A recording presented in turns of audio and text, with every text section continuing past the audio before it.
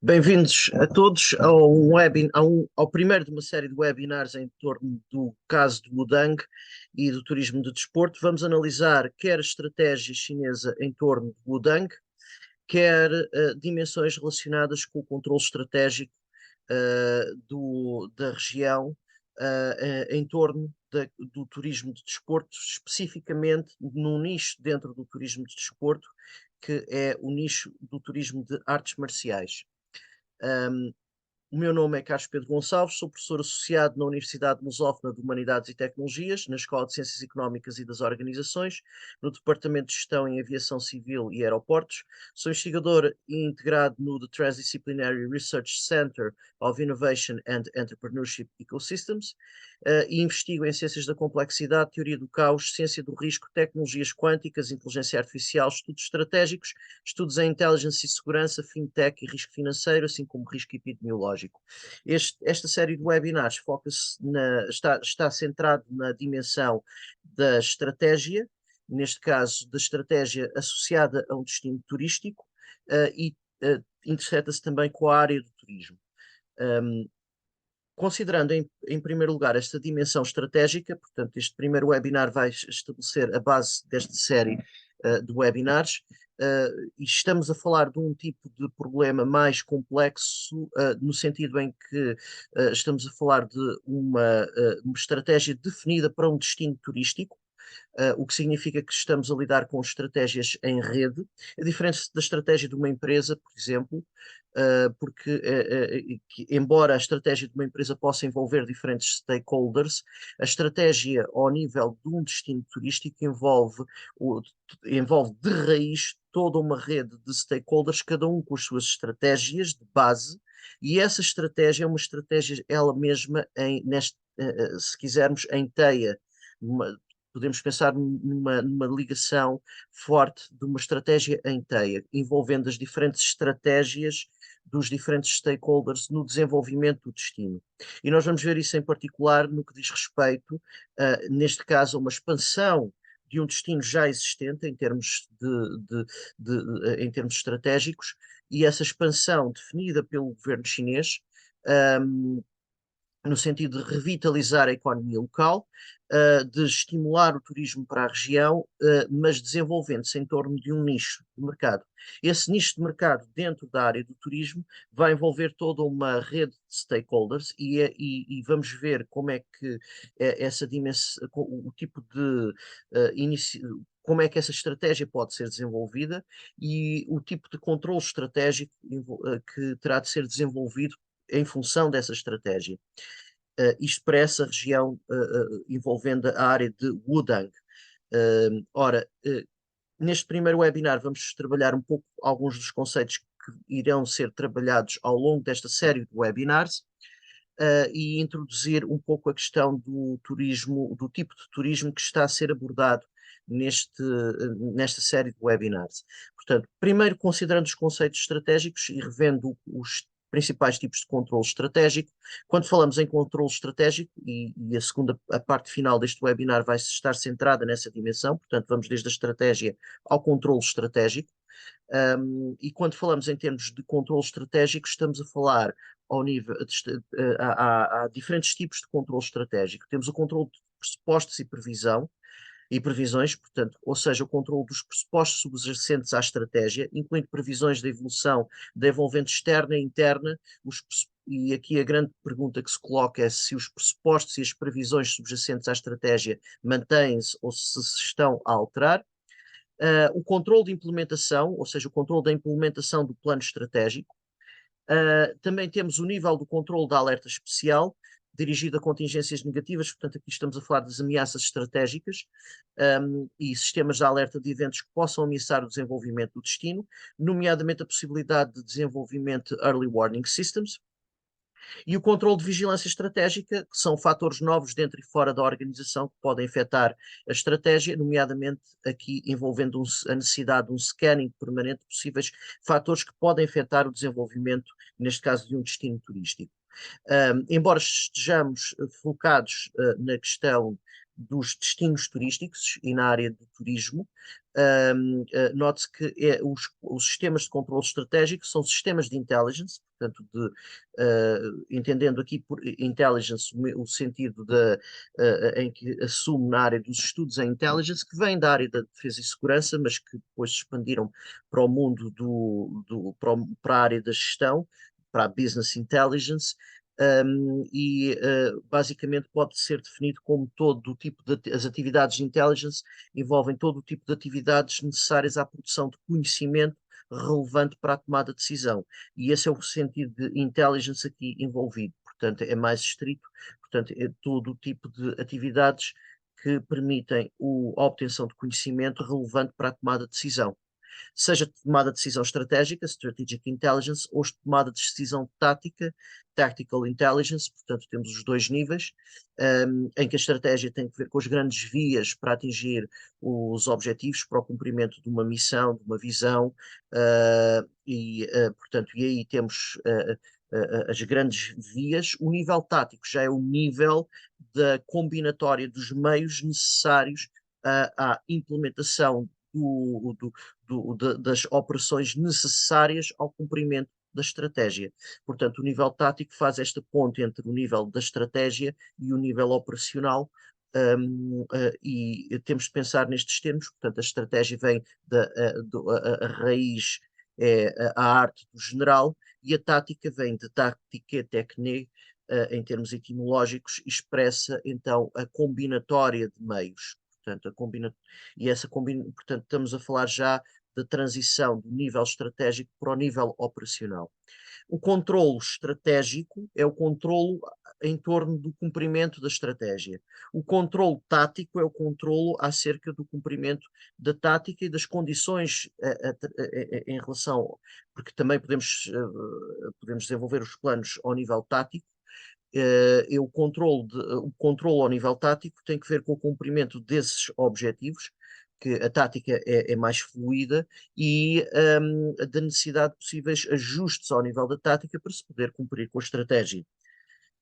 E o mesmo se coloca depois ao nível do controle operacional, no sentido de que, vindo da estratégia, nós vamos ter de pensar ao nível da tática, e depois, tendo em conta a tática, vamos ter de pensar em termos operacionais e o estabelecimento de objetivos operacionais e de planeamento operacional.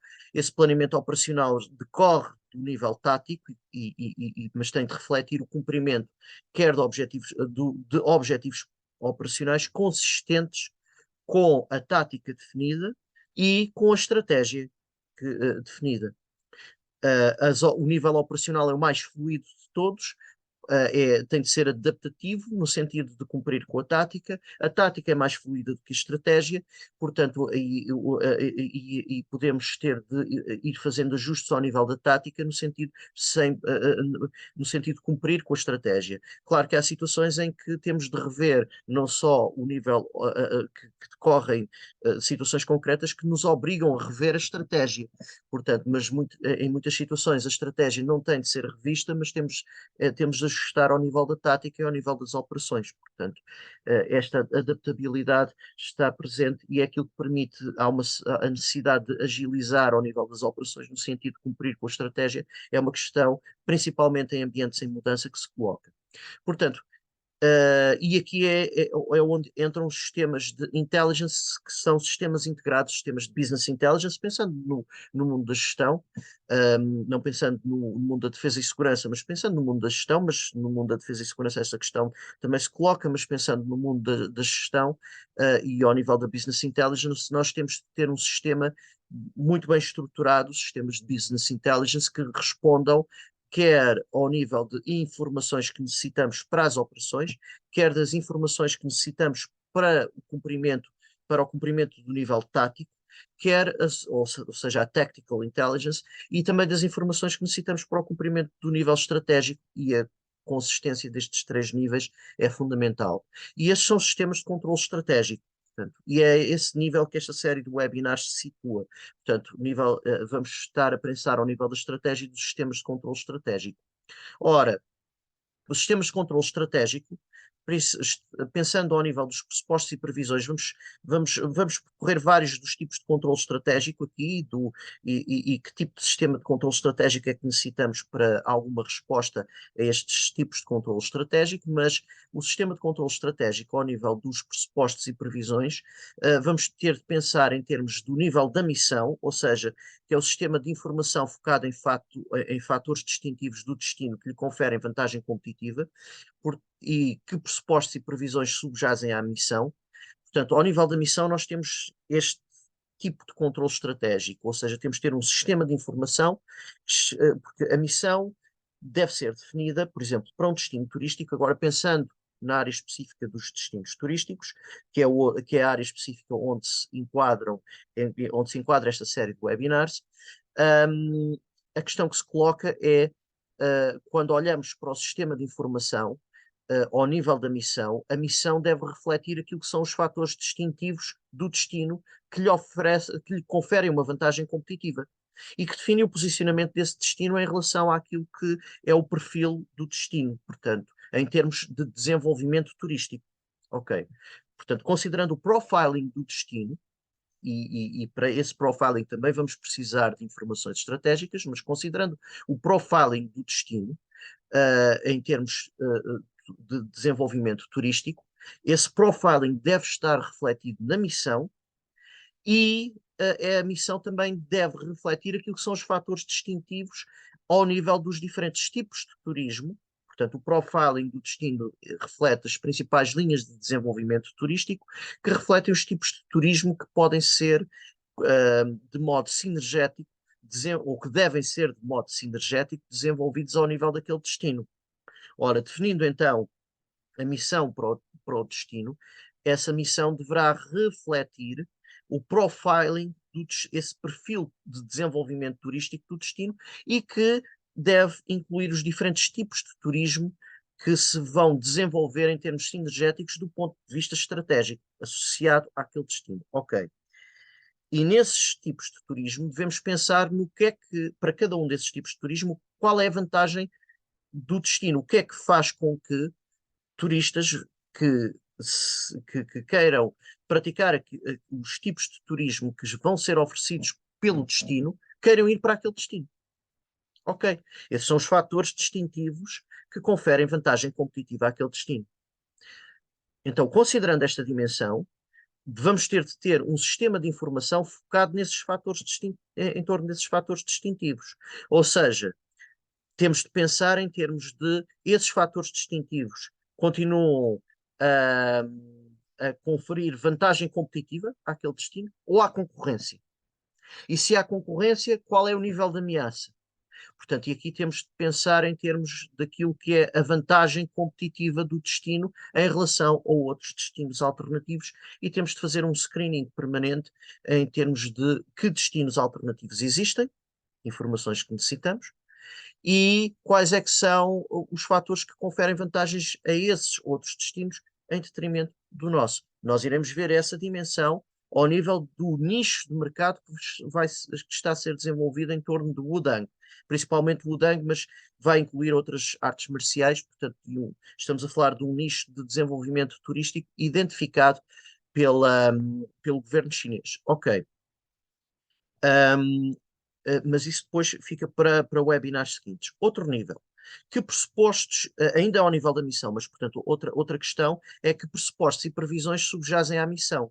Ou seja, temos, e isso vamos ver isso especificamente no caso do Wudang, há um conjunto de pressupostos em relação à atratividade dos tipos de turismo que vão ser desenvolvidos em torno daquele destino. Portanto, do profiling do destino. E a previsão é que haja mercado para esses tipos de turismo. Logo, havendo mercado para o destino. Não somente essa dimensão, mas também em termos de pressupostos subjacentes àquilo que são os fatores distintivos e à capacidade do destino de atrair turistas. E isso depende não somente das características do destino, mas também do modo como o destino vai ser comunicado. Ou seja, do modo como o destino do marketing do destino. Portanto, e da estratégia de marketing do destino, mas isso é uma outra questão. Mas, portanto, e aqui vamos ter de ter, então, um sistema de controles, um nível de controle estratégico e um sistema de informações estratégicas dirigidos para o nível da missão. Para o nível das linhas estratégicas gerais, portanto, quando vamos definir, a partir da missão, nós podemos definir linhas estratégicas gerais que são mais ou menos estáveis, portanto, podem alterar-se, mas são mais ou menos estáveis e que são linhas orientadoras para o plano estratégico. Essas linhas estratégicas gerais devem ser sustentáveis e há aqui pressupostos e previsões que subjazem essas linhas estratégicas gerais que devem ser tidas em atenção. Essas linhas estratégicas gerais decorrem da missão. Portanto, a missão permite definir linhas estratégicas gerais de desenvolvimento do destino que condicionam o planeamento estratégico. Ou seja, essas linhas estratégicas gerais prendem-se com que tipos de turismo é que nós vamos praticar e como é que vamos desenvolver esses tipos de turismo, qual o posicionamento desses tipos de turismo e isso vai definir o tipo de objetivos estratégicos que nós vamos estabelecer. Esses objetivos estratégicos já vão ao nível do plano estratégico, objetivos estratégicos e condições para que estes sejam atingidos e que vai condicionar o nível tático e quais os pressupostos e previsões sobre os quais o plano estratégico assenta. Agora, o plano estratégico já me vai concretizar num horizonte temporal. As linhas estratégicas gerais podem ir alterando, mas estão ligadas à missão e a missão deve, à partida, portanto, a não ser que haja uma mudança externa na envolvente, ou uma mudança externa ou interna, uma mudança na envolvente estratégica externa e ou interna, que obrigue a uma alteração da missão, mas a missão é estável, é o nível mais estável, as linhas estratégicas gerais prendem-se diretamente com a missão e condicionam depois o planeamento estratégico. Esse planeamento estratégico, geralmente, por exemplo, podemos pensar em termos dos planos a 5 anos, por exemplo. Isso já estamos ao nível do planeamento médio e longo prazo, estratégico, que vai condicionar depois o planeamento tático e o planeamento operacional. Ok. Mas, portanto, vamos ver estas dimensões ao nível de Wudang e elementos de planeamento estratégico desenvolvido para o Wudang, ao nível do turismo de desporto.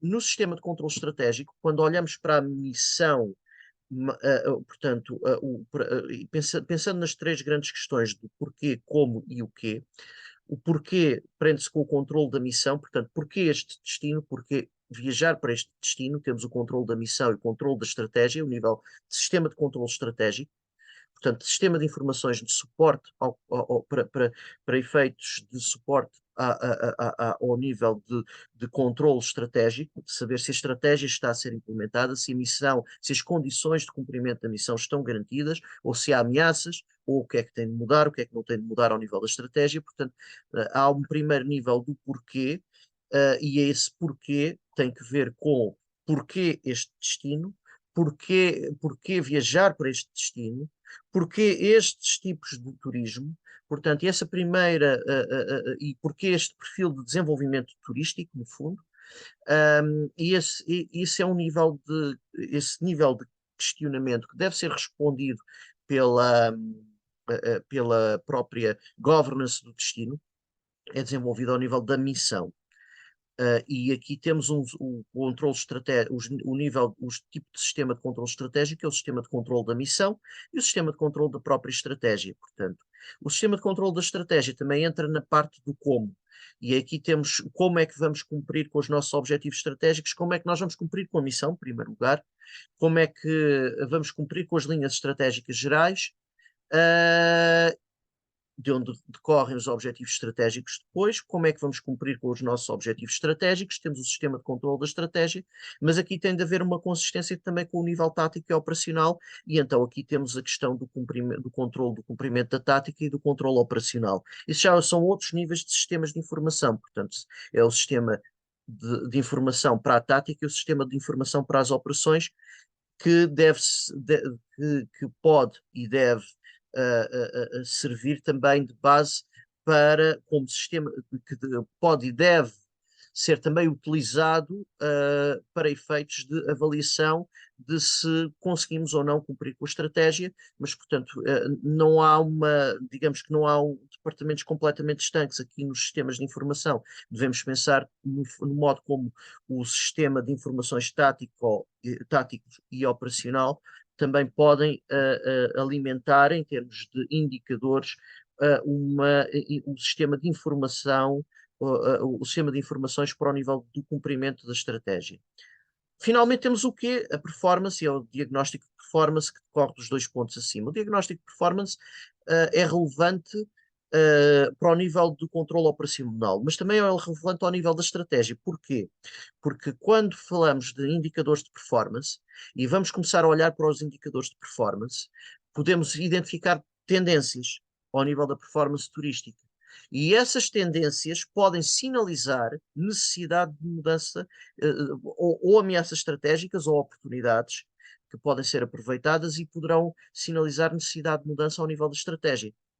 Portanto, o mesmo diagnóstico de performance pode ser utilizado para efeitos de strategic foresight, ou seja, perspectiva estratégica, com extrapolação de tendências e com identificação no comportamento recente desses indicadores, e aí temos a importância do tempo é fundamental, no comportamento recente desses indicadores, podemos identificar, por exemplo, sintomas de mudanças ou fatores de mudanças que podemos ver ou que podem ou devem ser investigados e identificados para efeito de desenvolvimento para efeito de informações estratégicas. Portanto, para efeito de informações estratégicas. Portanto, aí o Strategic Foresight pode ser obtido a partir de diferentes fontes de informação e muitas vezes as fontes operacionais podem ser utilizadas num sistema integrado de informações para a área de gestão, podem ser utilizados para o nível como informações para Strategic Foresight, ou antevisão estratégica, ou seja, perspectiva estratégica. Ok. Um, Ao nível das linhas gerais e do plano estratégico, pressupostos acerca da evolução da envolvente externa e interna que estejam subjacentes ao plano estratégico, isso inclui evolução de mercados-alvo e concorrência, têm de ser avaliados temos de ter um sistema de informações montado no sentido de saber se esses pressupostos se mantêm ou se podem, ou o que é que está a alterar ao nível desses pressupostos, ainda são válidos, não são válidos, o que é que está a ameaçar, o que é que não está a ameaçar. Temos aqui também um nível de análise de risco, ou seja, fontes de risco para a sustentabilidade das linhas estratégicas gerais e do plano estratégico.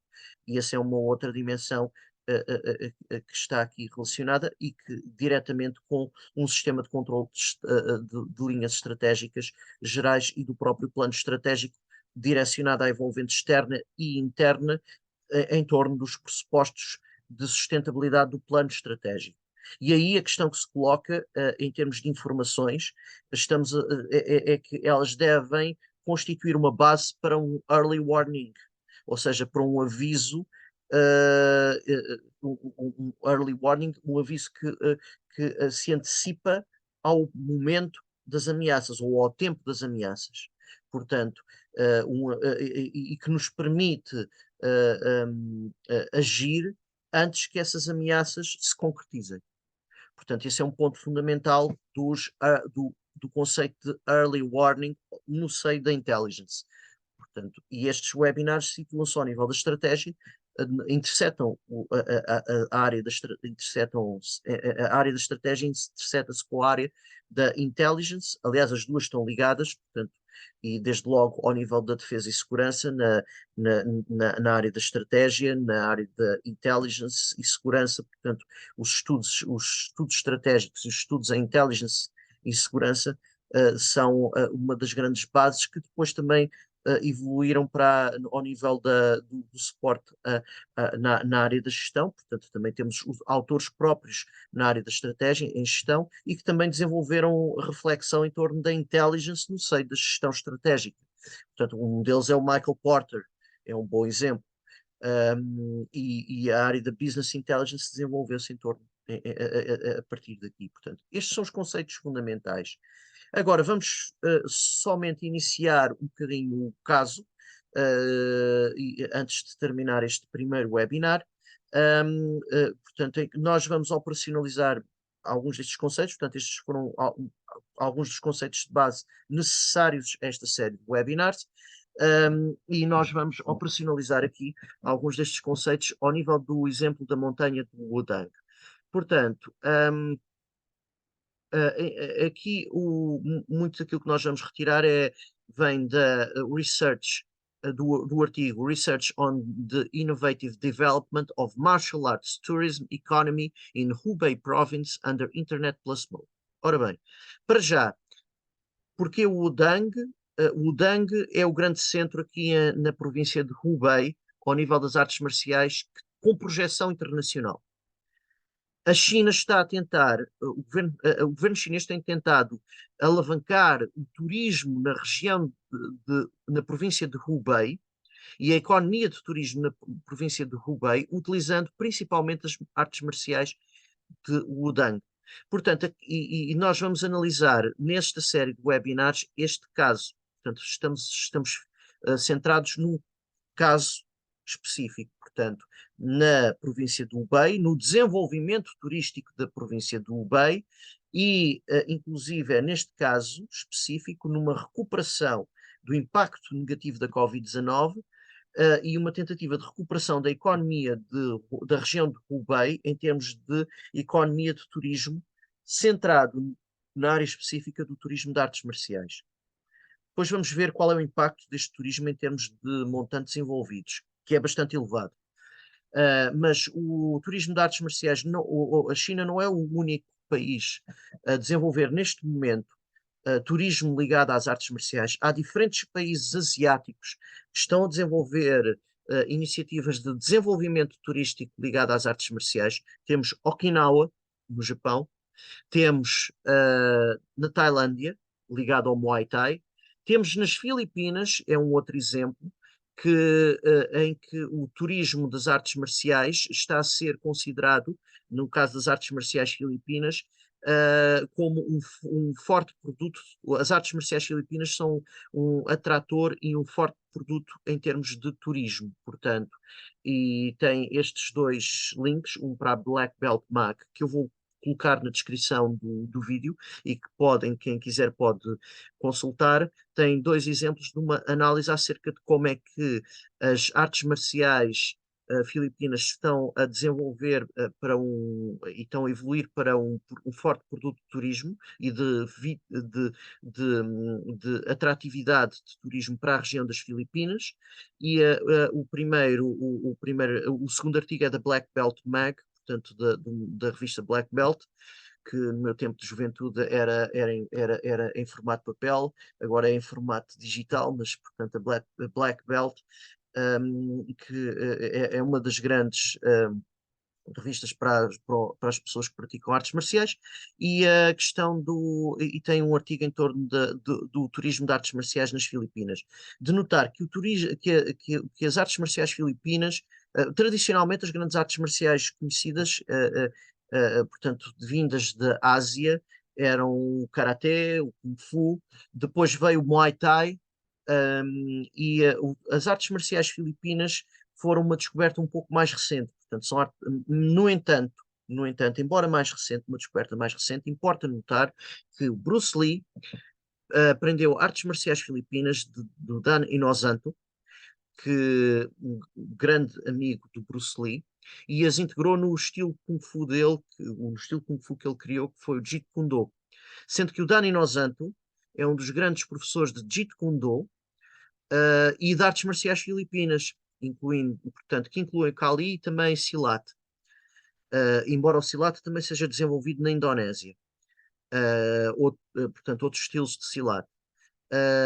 As artes marciais filipinas têm sido fortemente divulgadas, principalmente por via cinematográfica, sendo que o Dani Inosanto chegou a entrar num filme de Steven Seagal, chegou a entrar no filme do Bruce Lee, e elas aparecem, mas elas têm a popularidade aumentou principalmente nos anos recentes, com uma série de filmes em torno da área da espionagem, em que, como os filmes em torno do Jason Bourne, da figura do Jason Bourne com o Matt Damon. Temos o personagem do Daredevil da Marvel, que também utilizaram artes marciais filipinas. Praticamente a série do Arrow, da DC. Portanto, e praticamente há uma série de filmes que utilizam artes marciais filipinas, principalmente porque são artes marciais que envolvem armas. A base dessas artes marciais é com armas e depois passam para técnicas de mão desarmada, mas essas técnicas de mão desarmada também vêm do treino inicial com armas. Portanto, elas invertem a lógica normal das artes marciais, que é primeiro treino com mão desarmada e depois entram as armas, a não ser que seja uma arte marcial somente com armas, mas portanto que também há, portanto que em Jutsu é somente com armas, mas muitas artes marciais começam primeiro por treinar de mão desarmada, principalmente, por exemplo, as chinesas treinam primeiro de mão desarmada e depois é que vão a introduzir o treino com armas. As artes marciais filipinas, a lógica é inversa. Primeiro treina-se com armas e depois passa-se já sem arma.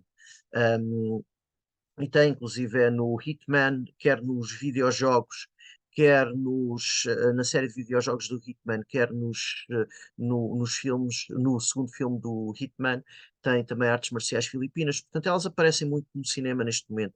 The Equalizer também, com o Denzel Washington. Aquilo que acontece com as artes marciais filipinas é que, portanto, e elas utilizam a parte de mão desarmada utiliza todos os membros, exatamente como o Muay Thai, e muitos movimentos são semelhantes ao Muay Thai também, outros diferentes. Elas atraíam principalmente pessoas da área da defesa e segurança, essas artes marciais filipinas, mas agora tornaram-se bastante conhecidas e são fortemente, mesmo o mundo cinematográfico apresenta-as bastante e há N grupos online de treino também, de artes marciais filipinas, online e offline, e as Filipinas tornaram-se, de repente, encontraram aqui uma via de desenvolvimento turístico. Portanto, o negócio o segmento de turismo ligado ao desporto é um segmento importante e o nicho de mercado específico das artes, do turismo de artes marciais é uma fonte está neste momento a ser uma fonte de oportunidade de desenvolvimento turístico ao nível da Ásia para diferentes países asiáticos e que está a render bastante em termos de receitas de turismo. No nosso caso, vamos ver nos próximos diapositivos a região de Wudang, a província de Hubei e o tipo de artes marciais que elas oferecem e porque é que são um mercado relevante e porque é que a China os considera que estas artes marciais são uma fonte importante de revitalização económica da região ao nível da economia de turismo. Portanto, e vamos ver então qual é que é a estratégia de desenvolvimento da região, principalmente em Wudang, ela já tem alguns anos, pré-Covid-19, e de desenvolvimento e de projeção internacional, mas depois iremos analisar isso em detalhe, o que é que isto caracteriza, quais é que são os fatores distintivos. Análise SWOT, iremos ver a análise SWOT, do planeamento estratégico em termos de estratégia de marketing para a região, de estratégia de desenvolvimento de infraestruturas, de estratégia de desenvolvimento de conteúdos. Iremos ver toda essa dimensão e depois também o sistema de controle estratégico correspondente que terá de ser desenvolvido. Linhas principais desse sistema de controle estratégico.